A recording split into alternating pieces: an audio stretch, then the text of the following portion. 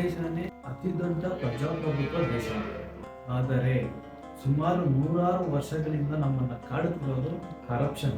70% of government employees corrupted employees. Politicians, police officers, D C ಆಫೀಸಲ್ಲಿ, ತಾಲೂಕು ಆಫೀಸಲ್ಲಿ, RTO office, DL ಬೇಕು ಅಂದ್ರೂ corruption ಇದ್ದು ಏನೂ ನಡೆಯೋದು.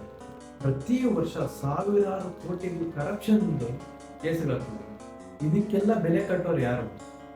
ನಾವುಗಳೇ, ಸಾಮಾನ್ಯ ಜನರು. ವೋಟ್ ಕೇಳೋರಿಗೆ ಇನ್ನೂ ನಾಚಿಕೆ ಇರಲ್ಲ, ವೋಟ್ ಹಾಕೋರು ನಮಗೆ ನಾಚಿಕೆ ಇರಬೇಕು.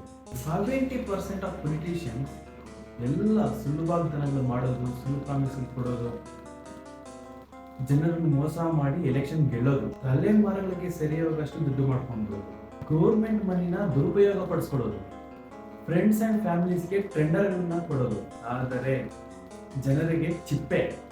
2G ಸ್ಪೆಕ್ಟ್ರಮ್ ಕೇಸ್ ತುಂಬ ಅತಿ ಕಡಿಮೆ ಬೆಲೆಗೆ ಟೆಲಿಕಾಂ ಕಂಪ್ನಿಗಳಿಗೆ ಲೈಸೆನ್ಸ್ ಕೊಟ್ಬಿಟ್ಟಿರೋದು. Whole allocation scam. ಕೆಲವೊಂದು ಕಂಪ್ನಿಗಳಿಗೆ ಕಲ್ಲಿದ್ದಲು ಗಣಿಗಳನ್ನು ಅನ್ಯಾಯವಾಗಿ ಕೊಟ್ಟಿರೋದು. ಕಾಮನ್ವೆಲ್ತ್ ಗೇಮ್ ಸ್ಕ್ಯಾಮ್ ಕೂಡ ದೊಡ್ಡ ವಿವಾದಕ್ಕೆ ಕಾರಣ ಆಗಿದೆ. ಇಷ್ಟೇ ಅಲ್ಲ, ಮತ್ತೆಷ್ಟೋ ಇಂಡಿಯಾದಲ್ಲಿ ದೊಡ್ಡ ದೊಡ್ಡ ಸ್ಕ್ಯಾಮ್ಗಳು ನಡೆದಿರೋದು. ಕರಪ್ಷನಿಂದ ಜನರಿಗೆ ಸರಿಯಾದ ರೋಡ್ ಇಲ್ಲ, ಹಾಸ್ಪಿಟಲ್ ಫೆಸಿಲಿಟೀಸ್ ಇಲ್ಲ, ಸ್ಕೂಲಲ್ಲಿ ಒಳ್ಳೆ ಫೆಸಿಲಿಟೀಸ್ ಇಲ್ಲ, ಜನಕಲ್ಯಾಣ ಯೋಜನೆಗಳು ಸರಿಯಾದ ರೀತಿಯಲ್ಲಿ ನಡೆಯೋದಿಲ್ಲ. ಕರಪ್ಷನ್ ಇನ್ನೂ ಯಾಕೆ ಮುಂದುವರಿದಿದೆ?